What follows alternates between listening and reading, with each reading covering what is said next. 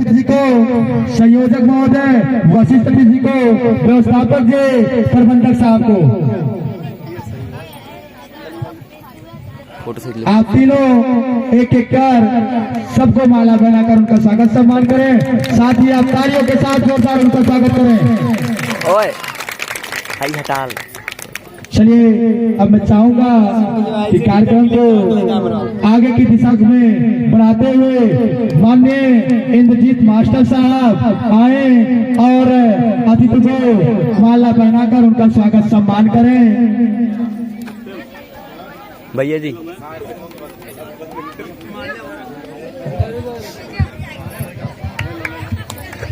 इसी कड़ी में प्रोग्राम को आगे बढ़ाते हुए हमारे इस प्रोग्राम के आयोजक सौरभ तिनकर जी, मैं इनसे चाहूंगा कि ये भी मुख्य अतिथि जी को माला पहनाकर उनका माला पकड़े। साथ ही जनार्दन जी, अजीत जी,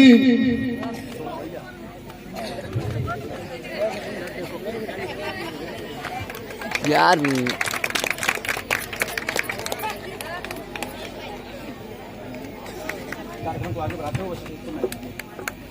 और मैं चाहूंगा अब कार्यक्रम को आगे बढ़ाया जाए और इसी कड़ी में वक्तव्य का कार्यक्रम मैं अब चाहूंगा कि विशिष्ट अतिथि श्रद्धेय जानकी प्रसाद राव जी आप आए और अपने मुखारबिंद से समाज को आगे की ओर बढ़ाने की प्रेरणा दें तथा बच्चों को पढ़ने के लिए प्रेरित करें।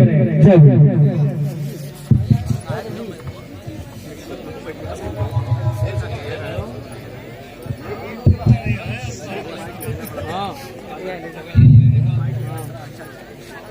आज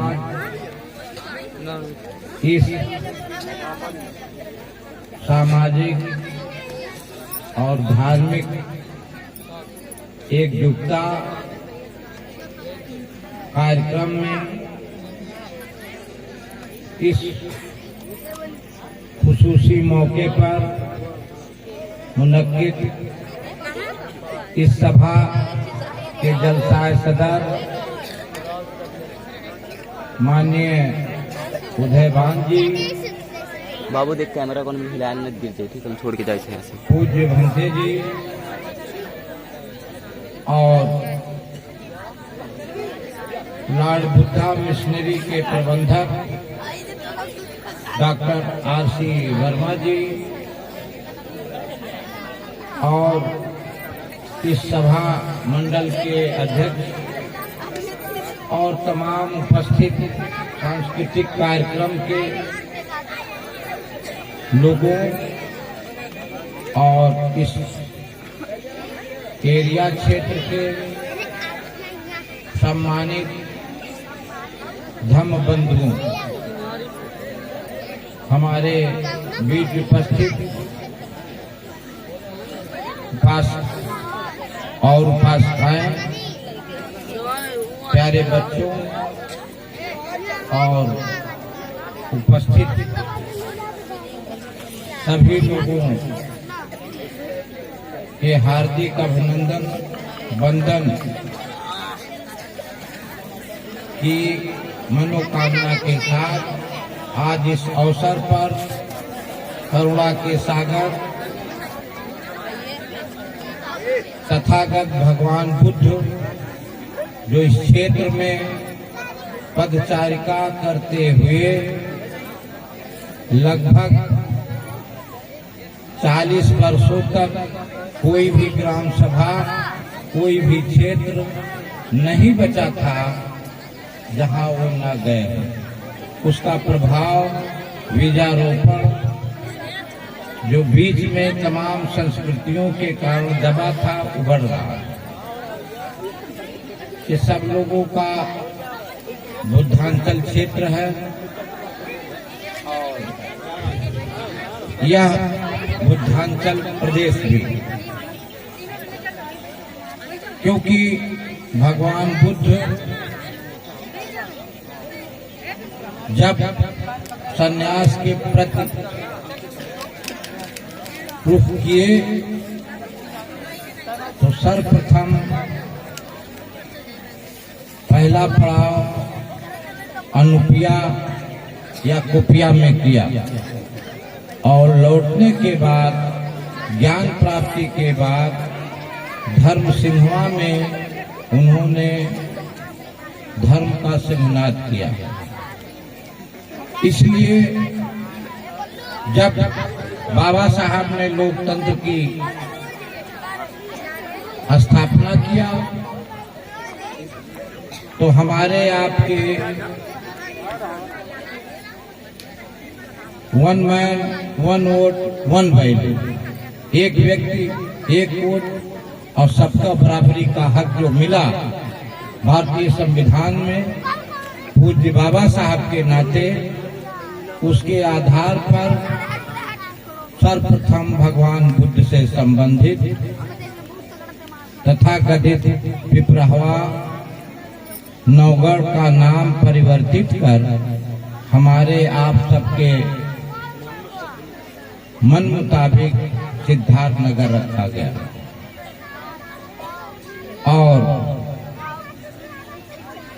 श्रावस्ती तो आज से लगभग 4000 वर्ष पहले से ही नाम था, जहां भगवान बुद्ध प्रायः इसी रास्ते से अपने 40 और खास तौर से 36 वर्षावास किया। आप इस क्षेत्र में रहते हैं जहां धर्म गुरुओं, संतों, महापुरुषों का क्षेत्र है। आप उनके बीच में हैं, सुरक्षित हैं। इधर भगवान बुद्ध जो विश्व स्तर के हैं और विश्व मानचित्र में लॉर्ड बुद्धा का नाम लेते ही आपका हृदय हर्षोल्लास से गदगद हो जाता है। आप उनके महत्व को विदेशों में जाने जाते हैं और यह आपके उत्तरी छोर में। इसी तरह से तमाम संस्कृतियों का बीच में आए जात, वर्ण, वर्ग, पाखंड के प्रणेता गुरुओं के गुरु सदगुरु कबीर साहब यद्यपि वाराणसी क्षेत्र में बनारस में पैदा हुए, किंतु उन्होंने यह प्रतिज्ञा किया जो कबीरा काशी बसे तो राम ही कौन निहुरा। वो आकर के मगहर यानी इस रास्ते में छिनैती होती थी, सब उखड़ खापड़ एरिया था, तो उन्होंने यहाँ बर्दाश्त दिया। और इतना ही फिर आपके जो one man one vote one value था, एक वोट का अधिकार आपने दिया और आपकी सरकार आई, तो सरकार ने विशेष तौर से बस्ती के लोगों को हित में ध्यान रखते हुए बोधिसत्व बाबा साहब अम्बेडकर का नाम टांडा को बदलकर अम्बेडकर नगर किया गया। तो एक तरफ गुरुओं के गुरु कबीर साहब सदगुरु, इधर भगवान बुद्ध, इधर धार्मिक क्षेत्र श्रावस्ती और बाबा साहब। तो आप ऐसे क्षेत्र में हैं, यहाँ कभी भी हिंदू मुस्लिम राइट नहीं हुआ, क्योंकि आप सब लोग धार्मिक हैं, सद्भावनापूर्ण हैं और दो संस्कृतियों के बीच रहते हैं। यहाँ कभी भी हिंदू मुस्लिम या बाबरी और मंदिर को लेकर को कोई विवाद नहीं हुआ तो दूर दूसरे प्रदेश में। ऐसे महापुरुष जिस पर हमारा आपका सबका हर्ष से मन गर्वित हो जाता है, जिसे आज भारत सरकार के सबसे बड़े विश्वविद्यालय जेएनयू की तरह कोलंबिया यूनिवर्सिटी विश्व का लेवल का है और वहां करीब 310 वर्ष हुआ उस यूनिवर्सिटी को कायम हुई। और 300 वर्षों के बाद बड़े बड़े विद्वानों, मनीषियों, पूंजीपतियों, वैज्ञानिकों, समाज सेवियों की एक लिस्ट बनाई गई जिसमें बाबा साहब का नाम अग्रणी था। इसी मूल भारत के रहने वाले लोग जो उन्हें शिक्षा से वंचित रखते थे, जो पढ़ने का अधिकार नहीं देते थे, जो स्कूलों में प्रवेश नहीं देते थे, उस बाबा साहब ने 14 डिग्रियां प्राप्त किया और सबसे बड़ी डिग्री डीएससी की थी, डीलिट की थी, जो के नारायणन के अलावा आज तक इन दो महापुरुषों, दोनों अनुसूचित जात या दलित वर्ग जिसको आज की भाषा में कहते हैं डिप्रेस क्लासेस के लोग थे, दो महापुरुष भारत में हुए जिन्होंने डीएससी की डिग्री लिया। उसके पहले न किसी के पास न थी, न आज है, न आगे संभावना। ऐसी महान डिग्री के धारक स्वयं उनके गुरु, प्रथम गुरु, पारिवारिक गुरु, गुरु कबीर थे, कबीरपंथी थे। बाद में उन्होंने बुद्ध को पहचाना, पर पढ़ा और सारे धर्मों का समीक्षण करने के बाद इस 14 की तारीख को अमर कर दिया। आप जानते हैं आर्यों नारियों में जब संघर्ष हुआ, यही बिहार के मंदार पहाड़ को जब मंथन बनाया गया, वहां का तालाब साक्षी है, तो 14 रत्न निकले तमाम। श्री मणि रंभा वारुणी अमीय शंख गदा चक्र गजराज कल्पधेन विश्व अमृत, ये 14 रत्न जो निकले। और कुछ वर्ग को लाभ हुआ, खासतौर से आर्यों को, किंतु जब बाबा साहब जैसे 14वें रत्न माता भीमाबाई ने हमें आपको दिया, तमाम कष्टों मुसीबतों को झेलते हुए, तो बाबा साहब ने उस 14वें रत्न से बड़ा भारत का नाम रोशन किया। आपने सुना कि गूगल पर आज रिकॉर्ड है कि विश्व स्तर बाबा साहब डॉक्टर अम्बेडकर की तिथि, जयंती मनाई जा रही है।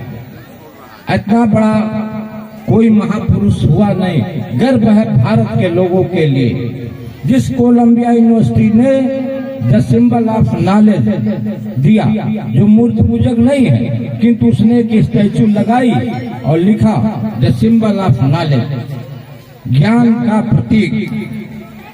और बाबा साहब इतने महान हुए कि जब मोदी जी की सरकार आई 14 में, तो करीब करीब मैंने देखा था टीवी में 7 मिनट ऐसे भगवान बुद्ध को कम, बाबा साहब अम्बेडकर को जो हमारे आपके लिए प्रातः स्मरणीय है, उनको नमन किया और कहा किस महापुरुष के वजह से मैं इस कुर्सी तक पहुंचा हूं।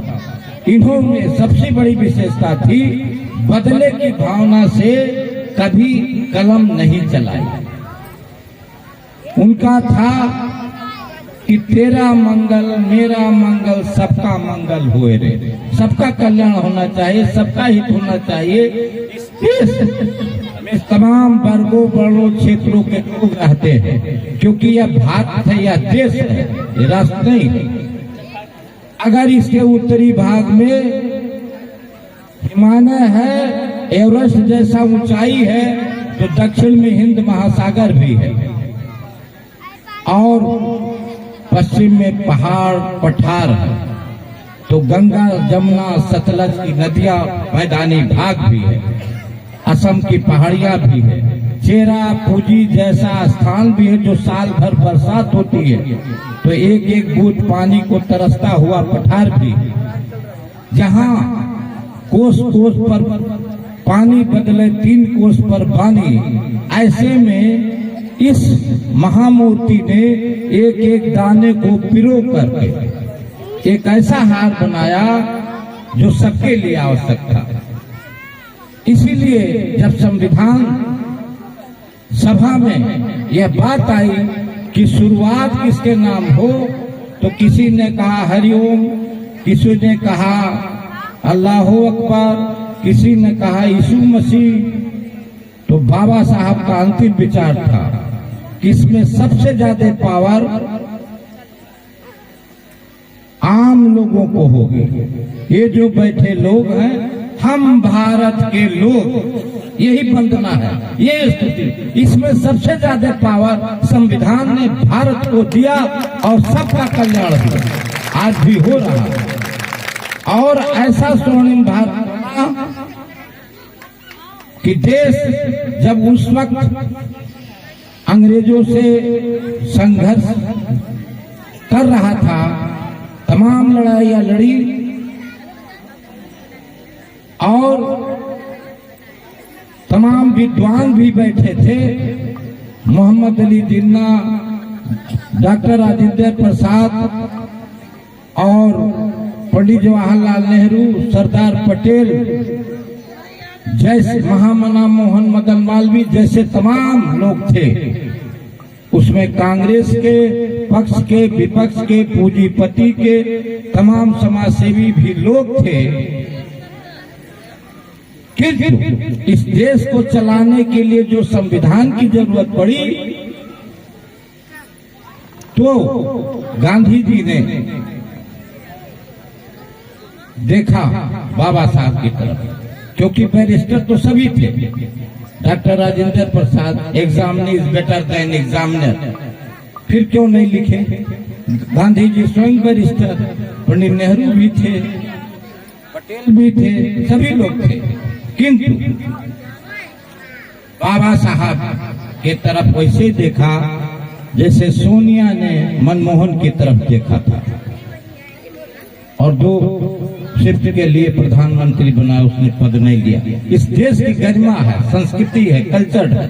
मोहम्मद अली जिन्ना ने सबसे पहले क्लाइपिंग किया, समर्थन किया, क्योंकि मोहम्मद अली जिन्ना भी बैरिस्टर थे, बाबा साहब का बहुत मानते थे। एक घटनाक्रम में मैं बताऊं कि जब हमारे हक हकूक दिलाने के लिए बाबा साहब राउंड टेबल कॉन्फ्रेंस लंदन में गए, तो वहां बहुत जोर से सब प्रतिनिधि थे, पूंजीपतियों के थे, व्यापारियों के थे और जमींदारों के थे, बहुत सारे लोग थे। तो बाबा साहब भी एक प्रतिनिधि थे। इस डिप्रेस क्लासेस, वो कहते थे वंचित लोग, जिनको कोई हक हकूक नहीं है, जिनको समाज में उठने बैठने का स्थान नहीं है, जो पशुवत जिंदगी जीने के लिए बदतर किया जाता है, जो इंसान होते हुए माने नहीं जाते, जिनको मूलभूत आवश्यकताएं जो प्राकृतिक न्याय है वो नहीं मिल पाता है, उनके लिए भी हमारे देश में कुछ होना चाहिए। अगर नहीं हुआ तो ये अंग्रेजों का दिया हुआ यह न्यायप्रिय नहीं होगा। जबकि लोग ये टिप्पणी कर रहे थे कि डॉक्टर अंबेडकर वायसराय के मेंबर हैं, ये अंग्रेजों की तरफदारी करेंगे, लेकिन बाबा साहब ने कहा इसलिए अगर यह कार्य नहीं कर सकती है तो अगर कल जानी है ये सरकार ब्रिटानिया, तो आज ही बुरिया बिस्तर भारत से बांध दे। मैं कड़ा विरोध करता हूँ, मुझे किसी ब्रिटानिया सरकार की जरूरत नहीं है। हम ऐसे लोगों को हक हकूक दिलाना चाहते हैं जो समाज के एक अंग है। मैं इन लोगों, जो अगड़े लोग हैं, जो सक्षम हैं, उनको रोकने के काम नहीं, लेकिन जिस घर में जो बीमार है, बच्चा है, छोटा है, उसको तो दवा पहले चाहिए ना। आज खेत खरियाने में माँ काम करती है तो बच्चे को आकर दूध नहीं पिलाती है क्या? उसको देगी जो खाना खा रहा नहीं, उसको जरूरत है। तो बाबा साहब इतने बड़े समाज के शल्य चिकित्सक थे कि जब वो डॉक्टर, जब जो अच्छा डॉक्टर होगा वो जब ऑपरेशन करेगा तो वो नहीं देखेगा कि लड़की है, लड़का है, बुढ़िया है, जवान है, बीमार है, क्या, बस ऑपरेशन ऑपरेशन। तो बाबा साहब सामाजिक, धार्मिक, राजनैतिक और आर्थिक चारों क्षेत्रों में कार्य किया और उन्हीं के आर्थिक नीति पर द प्रॉब्लम ऑफ रुपीज जो लिखा बाबा साहब ने, उस पर आरबीआई बनी, आज वही चल रहा है। उसी की व्यवस्था से सारे बैंकिंग थे, क्योंकि बाबा साहब इकोनॉमिक्स के बहुत बड़े विद्वान थे। इसीलिए कोलंबिया में जब लगी तो वहां के जब लोगों ने विरोध किया कि साहब एक महार जाति के और डिप्रेस क्लासेस के आदमी का नाम जो लिखा ठीक है, तो इसका नाम पहले क्यों आया? 200 लोगों की लिस्ट में उन्होंने कहा कि देखो, वह एक ऐसा विद्वान हुआ भारत का जहां लोकतंत्र कायम होने जा रहा। 225 वर्षों के बाद भारत में दूसरे लोकतंत्र कायम हो रहा था। उसके पहले अमेरिका में हो चुका था। तमाम लोग यहाँ से पढ़े लिखे पूंजीपति हुए, राष्ट्रपति हुए, सेनाध्यक्ष हुए, विद्वान हुए, दार्शनिक हुए, किंतु डॉक्टर अंबेडकर उस देश को चलाने के लिए संविधान ही लिख डाला, वहाँ जिसके किसी भूते की नहीं थी, जिसके ऊपर आपका हक है। आज सारे लोग उसी संविधान के आर्टिकल से लेते हैं। इसीलिए बाबा साहब अंबेडकर को जब मौका मिला कहने के लिए, तो 7 लोग थे, लेकिन कोई राजा रजवाड़ा था, आया नहीं मीटिंग में। कोई साहब विलासतापूर्ण जिंदगी के लिए अपने राजपाट को देखता रहा, कोई उसके मृत्यु हो जाने के बाद दूसरा, किंतु सारा भार केवल डॉक्टर अंबेडकर पर आ पड़ा और उन्होंने उसे 2 वर्ष 11 महीने 18 दिन में ही कंप्लीट कर दिया। यद्यपि वह 21 फरवरी 48 को ही कंप्लीट हो गया था, किंतु डॉक्टर राजेंद्र प्रसाद को 26 नवंबर 49 को सौंपा गया। और जब सौंपा गया था तो लागू नहीं किया।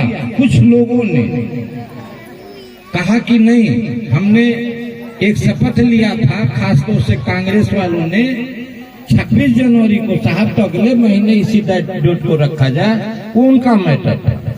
जैसे यहाँ कोई पूजा हुआ, वंदना हुआ, सुबह सुबह, तो लोगों ने कहा कि ठीक है, हमने तो अपना कार्य पहले से पूरा कर दिया। और इसीलिए ये मांग थी इस देश की।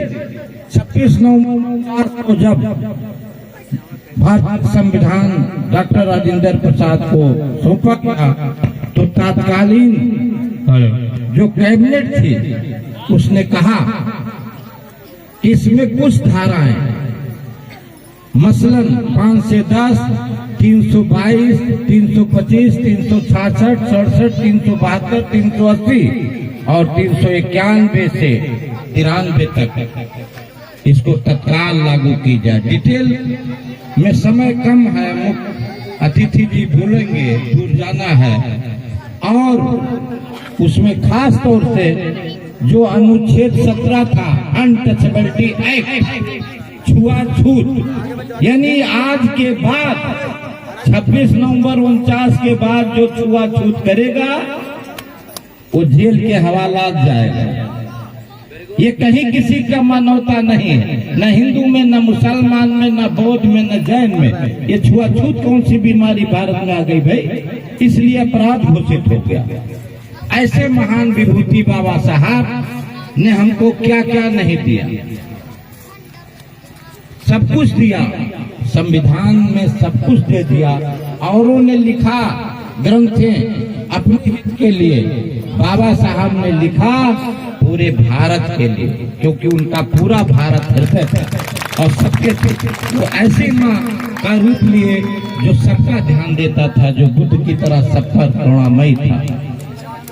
और आज लोकतंत्र में जो महत्व है, ऐसा महत्व 2500 वर्ष पहले इसी देश में, इसी क्षेत्र में, गणराज्यों में था। लॉर्ड बुद्धा के समय में छोटे छोटे गढ़ होते थे। गढ़ माने जनता के राय लेकर जनता के हित में जनता के लिए कार्य किए जाते थे। जैसे साकियों का गणराज, कोलियों का गणराज, लिच्छवियों का तमाम थे। और उसमें जो सबसे बड़ा गणराज था वो वैशाली का क्षेत्र था। तो भगवान बुद्ध ने सारे नियम बनाए थे कि कैसे क्या होगा। यदि आने वाली सरकारें या लोग जनता के हित का ध्यान नहीं देंगी, जैसे पिछली सरकारों ने दिया, उनकी मांग के अनुसार हमको एक स्थान दिया कि यहाँ के लोग निकालते में न रहे। अक्सर लोग कह देते हैं, करे कहाँ के रहने वाले के, बस्ती के तो नहीं जानते। तो लोग कहते भैया है कहाँ है, तो कोई कहेगा गोरखपुर के पश्चिम है, कोई कहेगा लखनऊ पूरा पड़ेगा, कोई कहेगा यहाँ है वहाँ है। एक बार मैं भी प्रगतिशील नागरिक मंच की हैसियत से दिल्ली जा रहा था, तो करीब मेरठ के आगे एक आदमी आया। उसने कहा कि अंकल हम भी घूमने का, भैया बैठ जाओ थोड़ा जगह। ये नडे आप तो बहुत अच्छे आदमी हैं, और सर कहाँ तक जाएंगे? तुमने कहा कि आनंद विहार तक चलेंगे। उसने कहा कहाँ रहने वाले हैं? तुमने कहा बस्ती। तो कहा बस्ती, अरे आप बस्ती के रहने वाले, मैं जाने नहीं पा रहा हूँ। तो उन्होंने कहा कि, अब हमने कहा कि भाई आप जानिए तो बस्ती का हूँ, उसमें कोई डिस्ट्रिक्ट क्या है? हमने कहा बस्ती। कमिश्नरी साहब क्या है? बस्ती। कहने लगे ऐसा कुछ बताइए। तो हमने कहा कि इसमें अब ये सिद्ध करना है कि मूर्ख कौन है। अगर तुम नहीं जानते हो, तुमको हंसी आ रही उल्टे कि बस्ती क्या होता है। देखो मैं तुम्हें बता देता हूँ, बस्ती वह धार्मिक भूभाग का क्षेत्र है जिसके दक्षिण में करोड़ों हिंदुओं के आराध्य भगवान राम की अयोध्या नगरी है। उसके ईशान कोण पर, मुट्ठी के कोण पर वशिष्ठ ने बसाया था बस्ती, ऐसा कहा जाता है। गुरुओं के गुरु सदगुरु कबीर साहब का मगहर स्थान कर्मभूमि देखना। अरे साहब बिल्कुल, हमने कहा उसके पश्चिमी भूभाग को पाते। और इतना ही नहीं, विश्व लेवल पर लॉर्ड बुद्धा तुम नहीं जानते? अरे साहब बिल्कुल जानता। हमने कहा उसके दक्षिणी भाग को बस्ती कहते, और बस्ती इसलिए नाम नहीं कोई बदल पा रहा क्योंकि बस्ती में पूरा विश्व भरता है। German, Japan, India, Sri Lanka, Japan सब बस्ती में तो रहते हैं। कोई वीरान में रहता मनुष्य, इसलिए ये बस्ती है। ऐसे नहीं है, सोच समझ कर है। तमाम लोग बदलना चाहे नहीं।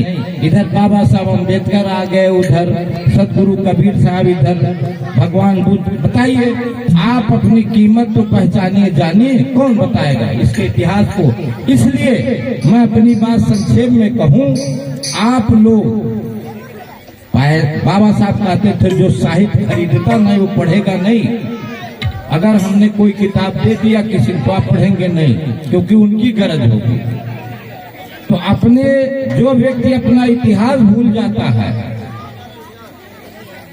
वह अपना समाज भूल जाता है, और जब समाज भूलेगा तो वह स्वयं मिट जाता है। इसलिए समाज में कायम रहने के लिए देश, संस्कृति, क्षेत्र और उस एरिया के कायम रखने के लिए जरूर पढ़िए। और बाबा साहब को मैं ज्यादातर ना कुछ कह करके सिर्फ ये कहूंगा कि आप लोग घबराइए नहीं।